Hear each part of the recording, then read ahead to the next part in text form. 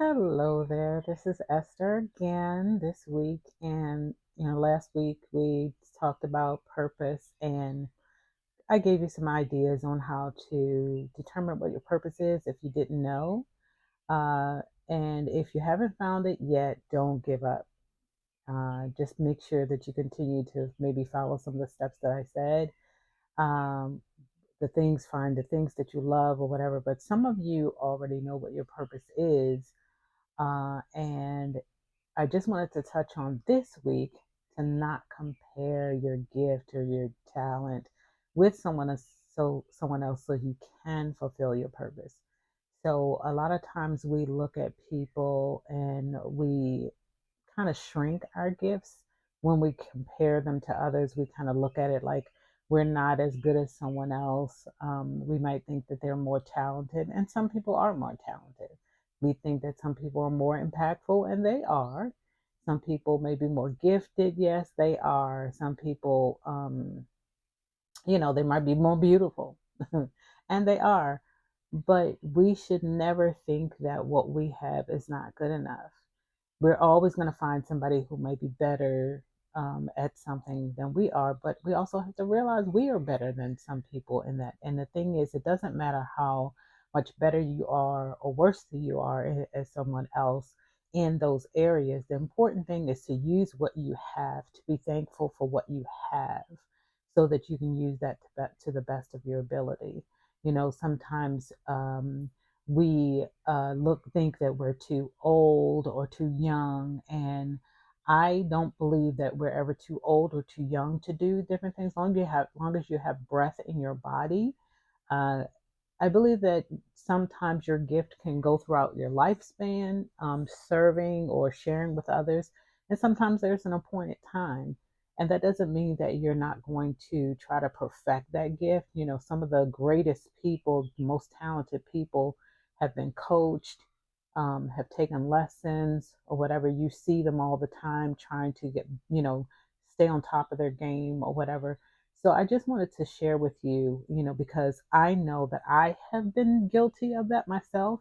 I mean, I sing, I write poetry, I do a lot of art and a few other things, but I was always comparing myself with someone else. And I was saying, I know that I do this, but I'm not as good as this particular person or that particular person. And you know what? I feel like we're telling God when we say that. And like I said, I'm talking about myself too. I feel like we're telling God that we're not satisfied with what He's given. He kind of made a mistake in giving us what He did. He should have made it better.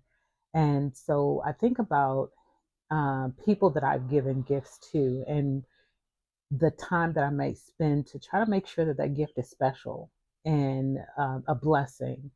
And it would hurt me if I gave somebody a gift and then they turned around and said, thanks, but this is not as good as you've given to Lynette or Peter or somebody else. And as a human being, the first thing I'm going to think is, first, why did I give it to you? I might want to take it back, and how ungrateful you are.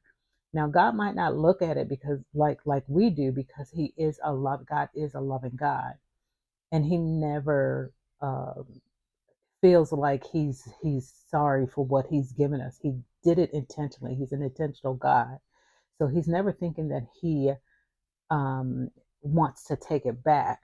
The thing is that we want to make sure that whenever God has assigned for us to use our gifts to be a blessing to someone or be a blessing somewhere, that we do what we're supposed to do, because God's not going to allow whoever He assigned us to, He's not going to allow them to miss their blessing because of us.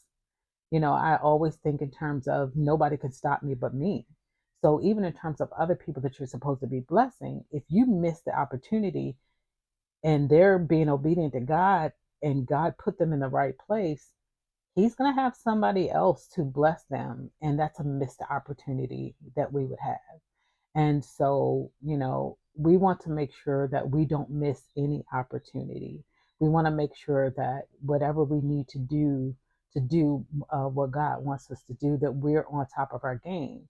And if we need to get better, take those classes. If we need to sit under someone to learn, whatever we need to do. It's just that the confidence needs to be there for you to know that what you have is good enough.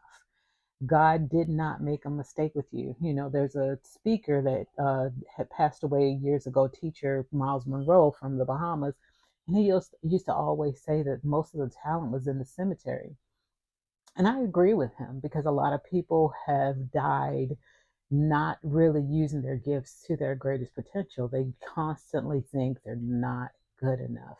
And I think that I don't want you to be discouraged, to think that if you miss an opportunity, that's you've blown it or whatever.